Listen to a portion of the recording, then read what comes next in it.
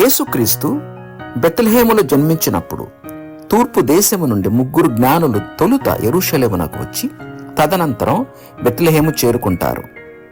అక్కడ వారు బాలయేసును కనుగొని సాష్టాంగపడి ఆరాధించారు.